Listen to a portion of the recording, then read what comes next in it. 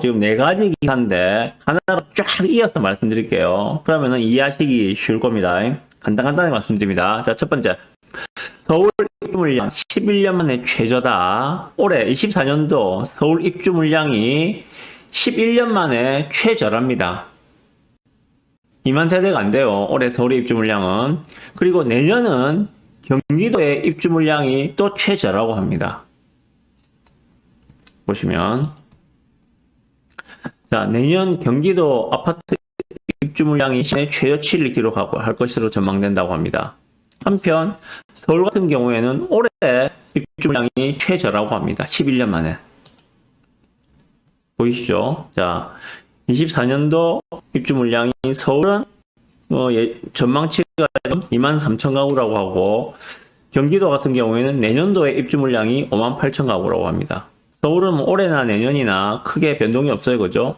서울 같은 경우에 23,000 가구 수준의 입주 물량은 매우 적은 것이 분명합니다. 부산 같은 경우에 작년도 23년도 입주 물량이 얼마였는지 아십니까? 3만 가구예요. 330만 인구의 부산에 23년도 입주 물량이 3만 가구였어요. 그런데 서울의 입주 물량이 23,000 가구라는 것은 턱없이 적은 것은 분명한 사실입니다. 그리고 경기도 입주 물량 같은 경우에도 1년에 지금 내년도 입주 물량이 58,000 가구라는 것은 상당히 적은 물량인 것은 분명합니다. 네. 서울 수도권에 올해 내년 입주 물량이 급감한다는 것들 제가 오늘 말씀드린 게 아닙니다. 어제 오늘 이야기가 아니에요. 그리고 이 사실은 투자자에게는 매우 중요한 내용입니다. 뭔가 하면 우리가 가격을 결정하는 데 있어서는 수요와 공급 곡선이 부딪히는 접하는 그 지점이 바로 가격이라고 우리가 흔히 알고 있습니다. 그러면 주택 아파트 값을 예측하는 데 있어서 수요는 예측이 많이 힘들다고 말씀드렸어요. 대부분 그렇습니다. 수요는 갈대와 같아서 확 몰릴 수도 있고 확 떨어질 수 있습니다. 하지만 공급 물량은 나와 있는 게 팩트거든요. 그래서 저는 그렇게 말씀드립니다. 아파트 값을 예상할 때는 수요와 공급을 보시되 공급을 먼저 챙겨 보시라. 공급에 따라서 수요가 왔다 갔다 할 수도 있다. 하지만 가장 중요한 것은 공급이다. 그리고 공급은 이미 확정된 내용이기 때문에 이것은 팩트로 보셔도 된다. 수요와 공급 둘 중에 하나, 공급을 보고 아파트 값을 예측한다면은 사실상 절반의 정답지를 보고 있는 것과 동일하다. 이렇게 말씀드렸습니다. 네. 상황이 이러다 보니까 어떤 현상이 발생하는가. 자, 투자자 입장에서 이걸 모르는 사람은 없겠죠. 다 알고 있겠죠. 그죠? 그러다 보니까 나타난 현상이 이런 것들입니다. 아파트 사러 서울 간다. 원정 매입 비중이 역대 최고다라는 기사가 나왔습니다. 자, 지난해 23년입니다. 타 지역 거주자가 서울 아파트를 사들이는 원정 매입이 늘어나는 것으로 파악된다라고 하고 있습니다. 당연하겠죠. 그러니까는 이전보다도 작년에 서울 아파트 값이 좀 떨어진 영향도 있었겠죠. 그러다 보니까는 사람들이 서울로 몰려갔다는 것들입니다. 크게 저는 두 가지라고 생각을 하는데 왜 사람들이 서울 수도권을 몰려갔는가. 일단 서울 수도권 아파트 가격의 낙폭이 상당했습니다. 가격적인 메리트가 있었거든요. 그러니까 싼 가격이니까 사람들이 서울 수도권을 몰려갔다. 그리고 두 번째, 지금 전국이 강남 3구와 용산구 이 네 곳을 빼고는 강남, 서초, 송파, 용산 요 네 곳을 빼고는 전국이 비규제지입니다. 동일한 조건이에요. 부산 영도구, 부산 중구나 서울 영등포구, 동작구, 마포구나 똑같은 비규제 지역입니다. 자, 그런 상황에서 투자자들은 어떻게 생각할까요? 부산 중구 영도구로 투자로 오겠습니까? 서울 마포구 영등포구로 투자로 들어가겠습니까? 투자자가 보는 눈들은 일단은 상급지 서울로 갈 확률이 훨씬 높다는 것들이죠. 그러다 보니까는 이렇게 지난해 아파트 사러 서울 간다. 투자자들이 서울 몰려가지 않았는가 하는 생각이 듭니다. 그래서 저는 지금도 저는 생각 그렇습니다. 지방보다는 광역시보다는 경기도보다는 서울을 투자의 관점에서는 그렇게 선택하는 것이 낫지 않는가라고 생각합니다. 네. 그리고 부산에 이제 서울 외 지역에 거주하는 사람 입장에서 볼 때 투자의 관점에서 보면은 똘똘한 두 채로 만드시는 게 어떻겠느냐. 하나는 서울 수도권에 등만을 하시고 하나는 부산에 실거주할 수 있는 똘똘한 한 채를 마련하시고 그렇게 똘똘한 두 채 전략으로 가시는 게 어떻겠느냐. 예, 이런 말씀도 제가 일전에 한번 드렸었어요. 뭐 기억하시는 분이 있을지 모르겠습니다만은 네. 그렇게 포트폴리오를 서울에 하나 아니면은 서울에 이제 자금 투자 자금이 좀 많이 드니까 좀 부담스러우시면 어제가 발표되고 있는 그러한 경기도 쪽에 하나 그리고 부산에 실거주할 만한 똘똘한 한 채 하나 이렇게 똘똘한 두 채 전략으로 가시는 게 어떻겠는가. 요 전략은 아직도 유효하다고 생각이 듭니다. 네. 그러면은 서울로 몰려간 사람들은 어디로 갔는가? 외지인의 아파트 매입 최선호 지역은 송파구다라는 기사가 있어서 가져왔습니다. 예.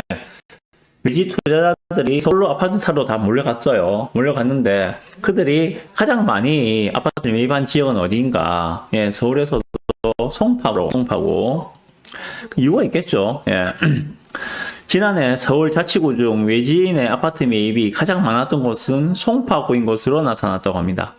강남 상구에는 속하지만은 강남구 서초구 대비해서는 가격이 좀 싸거든요. 그리고 대단지 아파트가 많이 밀집해 있어요. 그래서 가격 방어력이 뛰어나고 입지가 좋기 때문에 송파구로 많이 몰려갔다. 이렇게 분석을 하고 있습니다. 아, 그러면 서울 입주 물량하고 경기도 입주 물량이 올해 내년 완전 공급 가뭄을 보인다. 이런 식으로 지금 공급 가뭄을 보인다라고 하는 것은 팩트입니다. 그러다 보니까 투자자의 눈들은 서울 수도권으로 쏠리는 것들이죠. 아, 여기에 기회가 있을 것 같아. 다른 지역보다 더 많이 오를 것 같아. 그리고 적어도 지금 서울은 강남 상구와 용산 빼고는 다 비규제 지역이기 때문에 부산 같은 광역시를 먼저 보는 것이 아니라 투자자 입장에서는 당연히 서울을 먼저 볼 수밖에 없다. 그래서 서울로 사람들이 몰려가서 지난해 원정 매입 비중이 사상 역대 최고였다라는 기사가 나왔었고, 그러면은 서울로 갔는데 사람들이 어디로 많이 몰려갔느냐? 예. 서울로 몰려갔는데 사람들이 많이 몰려간 곳은 바로 송파구였다. 이렇게 쭉 지금 기사들이 이어져 나오고 있습니다. 예, 뭐 투자자들은 지금 송파구로 많이 들어가고 있는 것 같은데, 예, 뭐 송파구는 근데 규제 지역이잖아요, 그죠? 여기는 조정 지역이거든요. 그래서 여기에 부산에 집 한 채 있는 사람이 송파구에 추가로 한 채를 매입하려면은 취득세만 8.8%입니다. 예, 취득세 8.8%. 송파구 집값도 장난 아니잖아요. 예를 들어서 뭐 한 집 5억짜리 산다. 그러면은 8.8% 취득세를 내게 되면은 취득세만 한 1억 정도 됩니다. 그렇게 지금 가격대가 많이 투자 자금이 부담스럽다. 그런 분들은 좀 일기 신도시, 뭐 분당이라든지 아니면 교통 호재가 많이 나오고 있다는 뭐 인덕원이나 아니면 안산 쪽 이런 쪽으로도 좀 고개를 돌려보시는 것도 필요할 거라 생각합니다. 그러다 보니까 결과가 어떤 것들인가 이런 겁니다. 마피의 지방 입주단지 곡소리. 투자자들은 지금 움직일 수 있는 여건이 아니라고 말씀드렸죠. 많이 힘들어요. 투자자들은 지금 뭐 취득세 문제도 있고 그리고 역전세 문제도 있고 그래서 투자자들은 현재 돈도 없고 명의도 없어서 움직이기가 쉽지 않은 그런 상황이고 지금은 실거주장이라고 말씀드렸습니다. 그런데 그나마 좀 여유가 있는 뭐 재력이 있으신 그런 투자자들은 지금 서울로 수도권으로 다 몰려가고 있다. 그러다 보니까 지방 같은 경우에는 마피의 곡소리가 나고 있다 하는 타입니다. 이렇게 쭉 이어서 제가 말씀드리고 있는 거예요. 급한 분들이 울면서 던져도 매수자가 없다. 어디? 경남 거제도 공인 중개업소 관계자는 하소연했다. 지방 부동산 시장이 초토화되고 있다.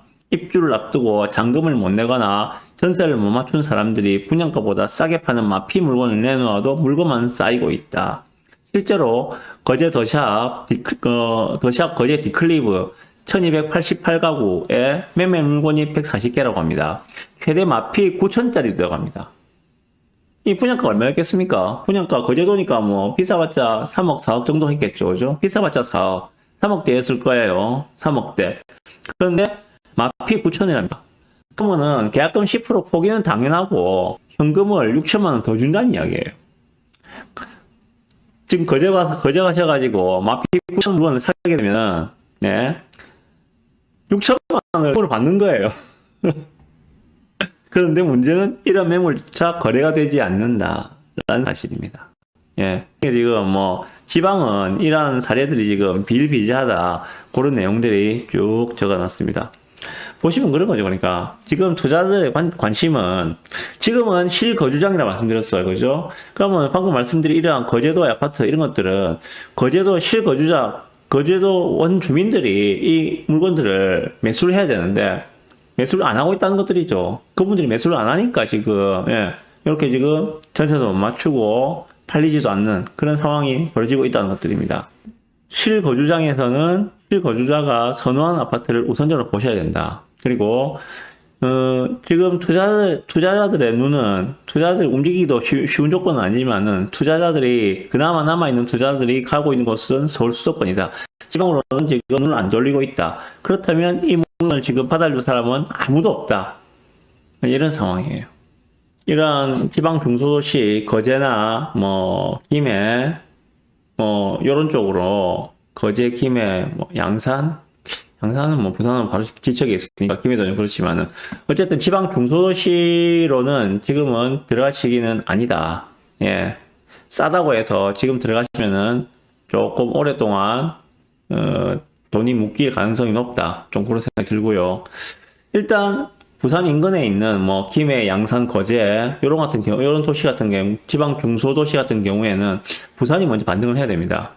부산이 먼저 반등을 해야지 그 뒤에 김해, 양산, 뭐 거제 쪽으로 예, 투자들의 눈길이 거쳐갈 수가 있습니다. 부산이 반등하고 상승하지 않는 이상 거제, 김해, 양산이 먼저 상승할 일은 저는 없다고 생각합니다. 네. 일단 투자에 참조하시고요. 예.